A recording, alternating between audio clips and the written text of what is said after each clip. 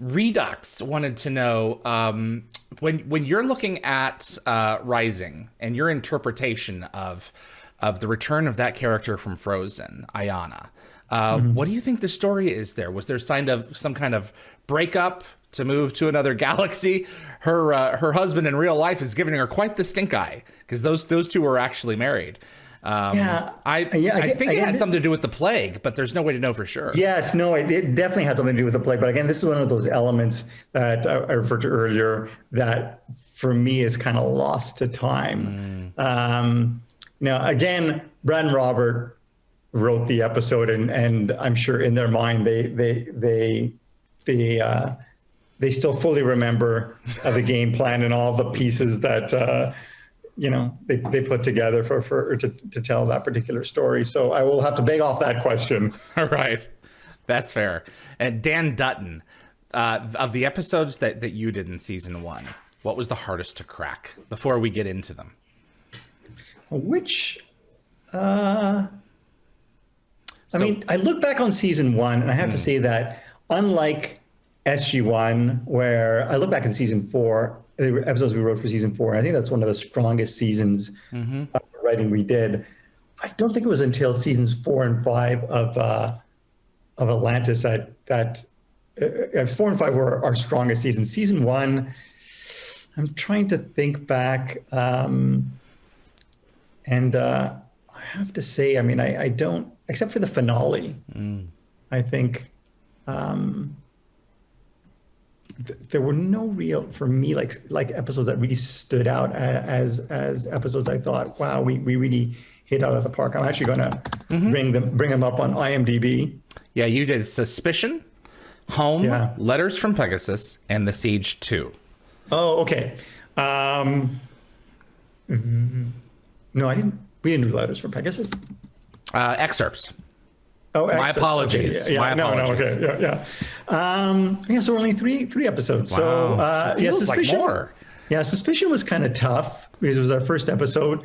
Home was hell because the network hated it, because I included like a bunch of because I had to do like a total rewrite, because there wasn't enough action in it. I mean, I had sequences where O'Neill is introducing Taylor to the world, and they go to the park, they get an ice cream, and it's kind of like a fun little, and they were like, no, we just got to get to like the cool sci-fi things. And it was fine, but I remember they reacted very adversely to that particular episode. You said O'Neill, did you mean to say Shepard? Oh, sorry, Shepard. Shepard was introducing, Yes. Taylor to the. Yeah, I think he takes her like shopping or something, there was, I enjoyed the episode because it's an alien race that's hidden kind of beneath the surface. We don't know that there's involvement of another species, and there was so few opportunities or few times where we had a non-corporeal threat, other than like the Ori, for instance, but a fresh new alien species. And I thought the Mist as an intelligent form was a cool idea, and the fact that when the wormhole opens, you end up killing some of them because they're literally what charges the gate. Yeah, I just kind of love those type of episodes, kind of the twist where basically you think the first twist is it, and then they could throw in another twist and a third twist. Pardon me, actually, I got. Oh, I'm sorry. You want to pause? So no, I'll be fine. Okay. I'll fight through it. In my mind, I always thought, what a fun way to end the series would be to suddenly go back to the home planet and have him to wake up and realize that seasons 2, 3, 4, and 5 were all a dream. So Newhart style. Yeah. Oh my gosh! Did we own a hotel in the mountains? We were under the sea. That's crazy. You're the one who's responsible for the intergalactic gate bridge, though, too. Well, I had the idea for it, but I mean, Brad calls the shots, right? And so basically, he, we ended up spinning the idea, and yeah, I mean, I guess I am kind of to blame. So, but it's a great idea. It is a great idea, but I mean, like you said, it's more fun having them cut off. Absolutely. And the benefit of it is, once you create something, you can always destroy it later, which presented the wonderful Midway episode, I think Carl Binder's episode. Yes. And just a Teal'c Ronan extravaganza.